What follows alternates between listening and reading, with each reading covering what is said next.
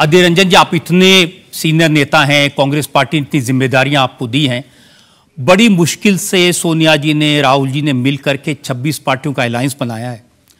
जिस दिन अलायंस की पहली मीटिंग हो रही थी पटना में, आपने कहा तृणमूल कांग्रेस चोरों की पार्टी है, अभिषेक बैनर्जी इन्वेस्टिगेशन से भाग रहे हैं, उन्होंने अपराध किया, वो चोर हैं, ममता बनर्जी चोर हैं।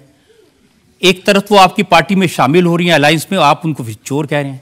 मैंने उस दिन स्पष्ट रूप से कहा था कि पटना की मुद्दा अलग है, कलकत्ता की मुद्दा अलग है, क्योंकि उस समय हमारा चुनाव जारी थे और चुनाव में काफी हिंसा भी हो रही थी। तो क्या करें, अपने पार्टी को बंगाल में बचाना ये भी हमारा फर्ज बनते हैं।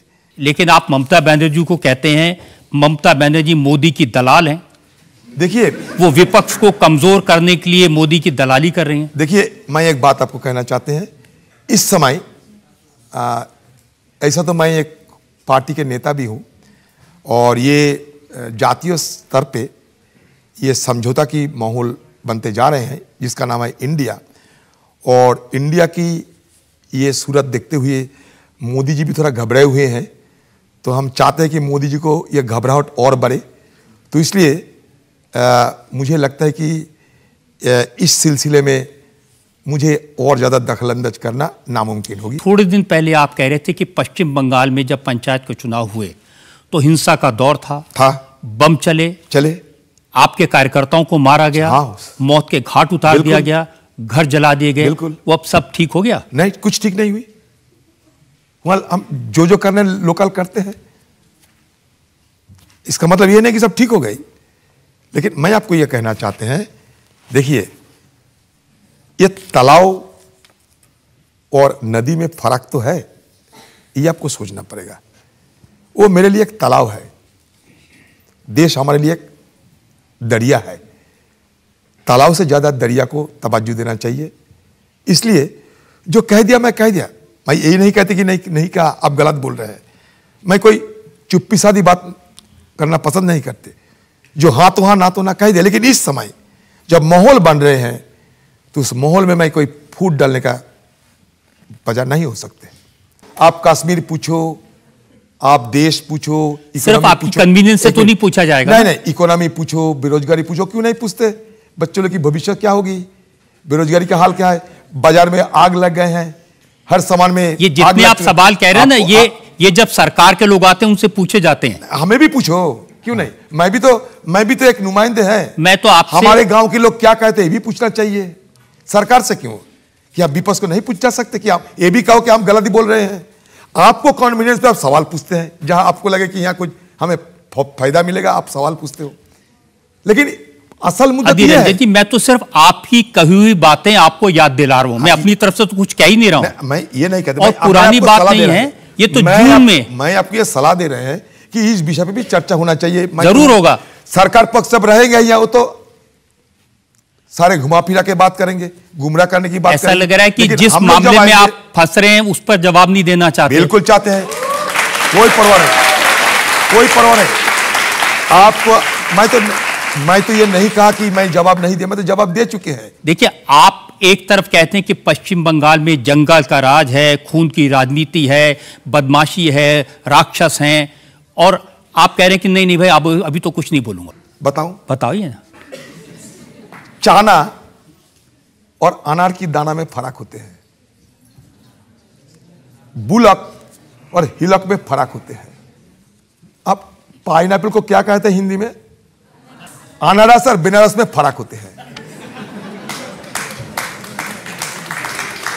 ये मान के चलो। যে অধীর চৌধুরী পঞ্চায়েত নির্বাচনে তৃণমূলকে এইভাবে আক্রমণ করলেন, অভিষেক বন্দ্যোপাধ্যায় মমতা বন্দ্যোপাধ্যায়কে কাঠগড়ায় তুললেন, একদিকে দিদিমণি একদিকে বাবুসোনা বলতেন, তিনি আজকে বলছেন মোদি ভয় পেয়েছেন, তাই এই ভয় আমি কাটাতে চাই না। অর্থাৎ বলছেন আনারস খাবেন না বেনারস যাবেন। ভাবুন কংগ্রেস কর্মীরা, ভাবুন বাড়ির সামনে পুকুরে সাঁতার কাটবেন না নদীতে সাঁতার কাটবেন। তৃণমূল কংগ্রেসের বিরোধিতা করতে গেলে কংগ্রেস কর্মীদের আগে এই বিষয়গুলো তো চিন্তা করতে হবে নাকি? নাহলে তো এবার ঝুঁকির সামনে পড়বেন। হাইকমান্ডের ধমক জুটবে। আপাতত এ রাজ্যে সন্ত্রাস দুর্নীতির মতো ইস্যুতে সরব না হয়ে দেখতে হবে দেশ জুড়ে মোদী বিরোধিতায় যে পরিবেশ প্রস্তুত হচ্ছে তাতে যেন আঁচ না আসে। রজত শর্মার এই অনুষ্ঠানে কংগ্রেস কর্মীদের লক্ষণ রেখা টেনে দিলেন অধীর চৌধুরী। ইন্ডিয়া জোট অটুট রাখা তার কাছে প্রধান কর্তব্য পরিষ্কার করে দিয়েছেন। তৃণমূল কংগ্রেসের সঙ্গে তৃণমূল কংগ্রেসকে সঙ্গে রেখে মোদী বিরোধী জোটের পরিবেশ আরো মজবুত করার বার্তা দিয়েছেন। তিনি বলেছেন, ইন্ডিয়া জোট তৈরি করার পরে মোদীজি ঘাবড়ে গিয়েছেন, আমি সে ভয় কমাতে চাই না। এটা সত্যি যে পশ্চিমবঙ্গে হিংসা হচ্ছে, হত্যা হচ্ছে, বোমা ফাটছে, এখনো কিছুই হয়নি, কিন্তু পুকুর আর নদীর মধ্যে তো ফারাক থাকবেই। আজকে আমাদের আলোচনার বিষয়, তাহলে এ রাজ্যের কংগ্রেস কর্মীরা আর বাড়ির সামনে পুকুরে সাঁতার কাটবেন না, চলুন এবার নদীতে সাঁতরাতে যাই। আমি বিপ্লব, আমার সঙ্গে এই বিষয়ে আলোচনায় থাকছেন সাংবাদিক অরূপ কালী। অরূপদা, স্বাগত জানাচ্ছি। অরূপদা, তাহলে এ রাজ্যের কংগ্রেস কর্মীরা বাড়ির সামনে যে পুকুর সেখানে এখন আর সাঁতার কাটবেন না, এখন তাহলে নদীতে যাবেন নাকি সাঁতার কাটতে? একদম তাই। হ্যাঁ, সে দেখতে হবে সামনাসামনি যদি নদী না পান, না হলে দিল্লির দিকে তাকিয়ে থাকতে, বা সামনে কোনো নদীর দিকে তাকিয়ে থাকতে হবে, বা পারলে বেনারসেও যেতে পারেন, হুম, বেনারসে গিয়ে গঙ্গায় সাঁতার কাটবে। হুম, তো সেখানে বেলায় মোদ্দা কথা হচ্ছে, অধীর চৌধুরীর যা বক্তব্য, বিপ্লব, সেখানে দাঁড়িয়ে যে সমস্ত কংগ্রেস কর্মী আছেন, কংগ্রেস সমর্থক আছেন, তাদের কাছে আগামী দিন তৃণমূলের সঙ্গে কংগ্রেস কোন পথে লড়বে সেটা কিন্তু একটা বিশাল গোলক ধাঁধার সামনে ফেলে দিল তাদের। একরকম ভাবে তারা যে লড়াই করছিল, সেই লড়াইটা নিঃসন্দেহে ধাক্কা খাবে, কারণ অলরেডি যেটা আমরা দেখতে শুরু করেছি, কংগ্রেসের যারা আহ কর্মী, যেমন কৌস্তব বাগচি ইতিমধ্যেই টুইট করেছেন যে নদী পুকুর জানি না, আমরা তৃণমূলের সঙ্গে লড়বো, কিন্তু সেই লড়ার সুযোগটা কি তারা পাবে? একদম আহ, সেটাই কথা। একদম তাই। সেটা হুম, কারণ অধীর চৌধুরীর যে ইন্টারভিউ আমরা দেখাচ্ছি, যে সাক্ষাৎকার আমরা দেখাচ্ছি, তাতে কিন্তু উনি স্পষ্ট করে দিয়েছেন যে মোদী বিরোধী যে পরিবেশ, সেই পরিবেশ উনি নষ্ট করতে দিতে চান না, এটা জানি। পরিষ্কার করে দিতেন। হুম, একটা মহল তৈরি হচ্ছে, সেই মহলটা যাতে না হয়। এবং সেখানে কোনো সময় উনি বলছেন যে বেনারস আর আনারস, আমি জানি না কেন কংগ্রেস কর্মীরা মারা গেছে সেখানে ওনার আনারসের কেন, যদি ওনার হিন্দি কথা বা এটা হয়তো অসুবিধা হতে পারে, বোঝাতে পারছেন না, কারণ উনি এই ইন্টারভিউতে অসংখ্যবার বলেছেন যে হিন্দিতে উনি পারদর্শী নন। কিন্তু যে সমস্ত কংগ্রেস কর্মী বা নেতা আর কি যারা মারা গেছেন, যে সমস্ত তাদের যারা পরিবার, তারা তাদেরকে তিনি আনারসের সঙ্গে তুলনা করেছেন কিনা আমি জানি না। পুকুর, যে পুকুরটার কথা উনি বলছেন, সেই পুকুরটা কিন্তু সত্যি রক্তে ভেজা।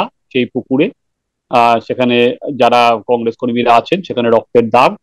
তো এবারে যেখানে কংগ্রেস কর্মীদের কাছে উনি কি বার্তা দেবেন, সেটা একটা বড় প্রশ্ন, না, আমার কারণ এখানে অধীর একটা চৌধুরী। প্রশ্ন আছে অরূপদা, যে এই সামনে ধূপগুড়ি উপনির্বাচন, আহ, তো সেখানে তো নিশ্চয়ই কংগ্রেস আর সিপিএম রা এক হয়ে লড়বে নিশ্চয়ই। অধীর চৌধুরী, মোহাম্মদ সেলিম একসঙ্গে সভা করবেন, ঠিক আছে? সেখানে তিনি কর্মীদের কোন কোন পুকুরে সাঁতার কাটতে বলবেন, বা আনারস খাবেন না বেনারস যাবেন, সেটা কিভাবে বোঝাবেন? মানে এটা আমার খুব। সেটা হচ্ছে সব থেকে মুশকিল এখানে পড়বে সিপিএম, কারণ অলরেডি সেখানে বাম সমর্থিত প্রার্থীকে সমর্থন জানিয়েছে কংগ্রেস। সেখানে অধীর চৌধুরী কি কি বলবেন, যে ইন্ডিয়া জোটের হাত শক্ত করুন? তো ইন্ডিয়া জোটের হাত যদি শক্ত করার দরকার হয়, তাহলে কংগ্রেস তাহলে তৃণমূলের পার্টিকে সমর্থন করুক। তাহলে আর কংগ্রেস কেন সিপিএম বা বাম প্রার্থীকে সমর্থন করবে? তাহলে তো সরাসরি সেটা সমর্থন করলেই পারে। ফলে যা কথা বলেছেন সেখানে বোঝাই যাচ্ছে যে অধীর চৌধুরীর কে হাইকমান্ড থেকে বলে দেওয়া হয়েছে বা নিষেধ করে দেওয়া হয়েছে, যে অভিযোগটা নরেন্দ্র মোদী বা অমিত শাহ করেছিলেন, যে যা নরেন্দ্র মোদী করেছিলেন, যে কলকাতা থেকে ফোন এসেছিল বলে ওনার মুখ বন্ধ হয়ে গেছে। ফলে সেই যে বক্তব্য বিজেপির বা সেই যে অভিযোগ, সেটাই বিজেপি আরো বেশি করে মানে নাপবে সেখানে গত এখন। 10 তারিখে অনাস্থা প্রস্তাবের দিন প্রধানমন্ত্রী নরেন্দ্র মোদী সংসদে দাঁড়িয়ে যে কথাটা অধীর চৌধুরীর উদ্দেশ্যে বলেছেন, যে বিরোধী দলনেতাকে বলতে সুযোগই দেওয়া হলো না, তার মানে কি হুম, কলকাতা থেকে ফোন এসেছে বলেই তাকে সুযোগ দেওয়া হয়নি? তার মানে সেই আশঙ্কা সত্যিই হলো নাকি? সেটাই দেখা যাচ্ছে, কারণ সেখানে দাঁড়িয়ে যে তৃণমূল কংগ্রেসের বিরুদ্ধে এবার দেখার যে কতটা মুখ খুলতে পারে। কোনো সময় উনি বলেছেন সেটা পশ্চিমবঙ্গের ব্যাপার, পাটনা আর পশ্চিমবঙ্গ এক নয়। ফলে তৃণমূল কংগ্রেসের যে দুর্নীতি, তৃণমূল কংগ্রেসের যে সন্ত্রাস, সেটা নিয়ে উনি যে লাগাতার রোজ আক্রমণ করতেন, সেই আক্রমণ কংগ্রেস কতদূর নিয়ে যায়। ফলে আলটিমেট যেটা হবে, কংগ্রেস যে স্পেসটা তৈরি করছিল, কি বিরোধী স্পেস, তৃণমূল বিরোধী স্পেস, সেটা বহু অংশে ধাক্কা খাবে। এখান থেকে একমাত্র লাভ সেটা হচ্ছে মমতা বন্দ্যোপাধ্যায় রাজ্য রাজনীতিতে নিয়ে বেরিয়ে যাবেন। এবার দেখার সেখানে দাঁড়িয়ে সিপিএম কি করে, যদি পলিটিক্যালি দেখার। একদম কংগ্রেস সেটা যদি এই দেখবো, অবস্থান কিন্তু নেয়, কারণ কিন্তু সিপিএম এই কিন্তু বলেছিল, ধূপগুড়ি নির্বাচনে হ্যাঁ, তাহলে বিজেন্ডিয়া যে জোট, সেটার কি হবে, মানে এই অধীরের বার্তার পরে? আমি সেটাই যে দেখার সিপিএম এর কি স্টান্স নেয়, কারণ সিপিএম কিন্তু অলরেডি যেটা বারবার বলেছে যে এ রাজ্যে তারা তৃণমূল কংগ্রেসকে 1 ইঞ্চি জমি ছাড়বে না। এবং সেই জায়গায় মোহাম্মদ সেলিম আরো আর এক ধাপ এগিয়ে উনি নানা রকম মাফিয়া, টাকা রাখে বিদেশে, অনেক বেশি করে উনি আক্রমণ করছেন আক্রমণ তৃণমূল করছে। কংগ্রেসকে। হ্যাঁ, কারণ উনি বুঝতে পারছেন যে ওনাদের বিরুদ্ধে এই যত আর কি সেটিং এর রাজনীতিটা ওনাদের ঘাড়ে এসে পড়ছে। এবার আমি জানি না এই রাজনীতিতে সিপিএম কি অবস্থান নেবে অধীর চৌধুরীর সঙ্গে, কারণ অধীর চৌধুরীর বক্তব্য পরিষ্কার যে আগামী দিন, এবং উনি বলছেন যা হয়েছে তা হয়েছে, আমাদের একটা মহল তৈরি হয়েছে, মোদিজি ঘাবড়ে গেছেন, সেটাকে নষ্ট করা যাবে না। ফলে এই যে যখন নানা রকম উনি একটা লক্ষণ রেখা কর্মীদের জন্য, শুধু এই লক্ষণ রেখা কর্মী বা সমর্থকদের জন্য নয়, এই লক্ষণ রেখা সিপিএম এর জন্য আমার মনে হয় যে যারা শরিক। ফলে সিপিএম কি করবে, আগামী দিন কিভাবে এগোবে, এক মঞ্চে সিপিএম এর তারা যে শেয়ার তথ্য, করলে কি সেটিং বলবে। তথ্য যেটা ওরা বলতো, এবং এই যে নাগপুরের নির্দেশে মমতা বন্দ্যোপাধ্যায় চলছেন, এই যে আমরা যেটা যেদিন প্রতিবেদন রেকর্ডিং করছি, আমাদের যে প্রতিবেদন গেছে যে হুম, ফ্যাম, তৃণমূলের যে সোশ্যাল মিডিয়ার যে সমর্থকরা ফ্যাম সংগঠন হুম, করেছে, সেই ফ্যাম সংগঠনে প্রধানমন্ত্রী হিসেবে মমতা বন্দ্যোপাধ্যায়কে তারা চাইছে, তাদের দাবি যে মমতা বন্দ্যোপাধ্যায়কে প্রধানমন্ত্রী করার লক্ষ্য নিয়ে তারা এবারে ভোটে ঝাঁপাবে। তাহলে এই জায়গাটা থেকে সিপিএম বলছে যে নাগপুরের নির্দেশেই এটা করা হচ্ছে। তাহলে এই তত্ত্ব কি খাটবে সিপিএম এর ক্ষেত্রে অধীর চৌধুরীর এই বিষয়ে বলার পরে? আমি সেটাই, একদমই তাই নয়, সেটা এক মঞ্চে কি বলতে পারবে, সেটা কি মঞ্চে দাঁড়িয়ে এরপরে, কারণ তাহলে অবধারিত ভাবে প্রশ্ন আসবে তাহলে কি অবস্থায় কংগ্রেস তাকে সাপোর্ট করছে। সিপিএম যে নাগপুরের তত্ত্ব আনছে, সে নাগপুরের সমর্থন নিয়ে চলা দল তৃণমূল কংগ্রেসকে কিভাবে সমর্থন দিচ্ছে কংগ্রেস। ফলে সব মিলিয়ে ঘেটে ঘ বলতে যা বোঝায়, সিপিএম বা কংগ্রেস বা যে তেরে ফুরে সিপিএম নাপতে গেছিল, কংগ্রেস এই অবস্থান, তাহলে সিপিএম কি সেখানে অনেক বেশি পিছু টানবে, সেখানে লাভ মমতা ব্যানার্জি।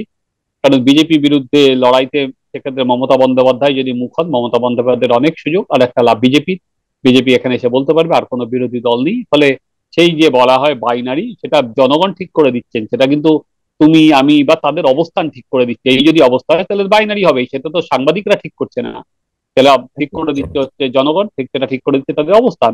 ফলে অধীর চৌধুরী এবার কলকাতায় এসে কি বলবেন, ধূপগুড়িতে গিয়ে কি বলবেন, সেটা দেখার। ফলে একদম। যে হাওয়াটা অধীর চৌধুরীকে নিয়ে ধরো উঠেছিল, প্রধানমন্ত্রী বলছেন, দেশের স্বরাষ্ট্রমন্ত্রী বলছেন, এই যে অধীর চৌধুরী হয়তো মমতার বিরুদ্ধে একটা মুখ, যেটা কথা বলা হয়েছিল সেই জন্য বলতে দিলেন না, কিন্তু ইন্টারভিউতে আমার মনে হয় সেই হাওয়াটা অনেকটাই বেরিয়ে গেল। কারণ উনি বুঝিয়ে দিলেন যে তৃণমূল কংগ্রেসের বিরুদ্ধে আগামী দিনে উনি সুর অনেক নামিয়ে কথা বলবেন। ফলে মোদী বা তাকে যে উচ্চতায় তুলে দিয়ে গেছিলেন তৃণমূল বিরোধী মুখ হিসেবে, তাদের রাজনীতির স্বার্থে করেছিলেন, তারা তাদের আর কি হাওয়াটা রক্ষে, যে তৃণমূলের সঙ্গে প্রদেশ কংগ্রেস বা কংগ্রেসের গোলমাল লাগানোর চেষ্টা করেছিলেন। কিন্তু আপাতত অধীর চৌধুরী হাইকমান্ডের সঙ্গে কথা বলার পর, যেটা স্বাভাবিকভাবেই হাইকমান্ডের নির্দেশ অনুযায়ী আমরা যদি বলতে পারি, তৃণমূলের সঙ্গে কিন্তু অনেক সুর নরম করেই কথা বলতে হবে, এবং সেটা একদম। এখানে প্রদেশ কংগ্রেসের অন্য নেতা কর্মী এবং খুন হয়ে যাওয়া পরিবারের সদস্যরা কিভাবে দেখবেন, সেটা আগামী দিনে সেদিকেই বোঝা আমরা যাবে। নজর দেব। তবে আজকের আলোচনা আমরা এখানে শেষ করব, কিন্তু এইটা নিয়ে আরো একটা পার্সপেক্টিভ আছে। বহরমপুরের সাংসদ পদে অধীর চৌধুরীকে নির্বাচনে লড়তে হবে, এবং সেখানে বহরমপুরে একটা বড় অংশ সংখ্যালঘু ভোট। তো যদি তৃণমূলের সঙ্গে সমঝোতা হয়, তাহলে অধীর চৌধুরীর কে যদি বহরমপুর ছেড়ে দেওয়া হয় কংগ্রেসকে, তাহলে তো অধীর চৌধুরী অনেকটাই এগিয়ে যাবে। সেদিকে একটু নজর রেখেছেন? এটা নিয়ে আমরা পরবর্তী আলোচনায় আসবো। ধন্যবাদ অরূপদা, ধন্যবাদ আপনাদের আমাদের এই আলোচনা নিয়ে আপনাদের মতামত আমাদের কমেন্টস বক্সে জানাবেন। সবাই ভালো থাকবেন। নমস্কার। বাংলা বলছি চ্যানেলটি সাবস্ক্রাইব করুন এবং সমস্ত অনুষ্ঠানের আপডেট পেতে বেল আইকনটি অন করুন।